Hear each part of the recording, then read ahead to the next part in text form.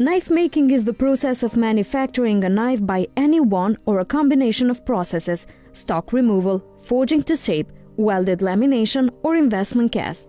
Typical metals used come from the carbon steel, tool, or stainless steel families. Primitive knives have been made from bronze, copper, brass, iron, obsidian, and flint. Different steels are suited to different applications. There is a trade-off between hardness, toughness, edge retention, corrosion resistance, and achievable sharpness. The newest powder metallurgy steels can be made very hard, but can quickly wear out abrasives and tooling. A blade made from low carbon or mill steel would be inexpensive to produce and of poor quality. A low carbon blade would be very hard to break, but would bend easily and be too soft to hold an edge.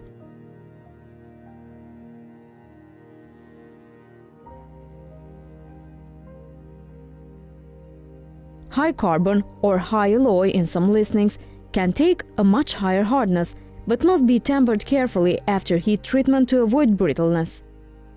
The initial shaping of knife is done through forging or blanking. When forging, the blade material is heated to a high temperature of forging temperature in a forge and shape with a hammer on an anvil to achieve the desired shape, often to near final dimension, where very little stock removal, if any, is required to finish. Steel can be folded either to form decorative pattern welded steel or to refine raw steel, or as the Japanese call it, tamahagain. Grain size is kept at a minimum, as grain growth can happen quite easily if the blade material is overheated. In a mass production environment or in a well-equipped private shop, the blanking process is used to make blade blanks.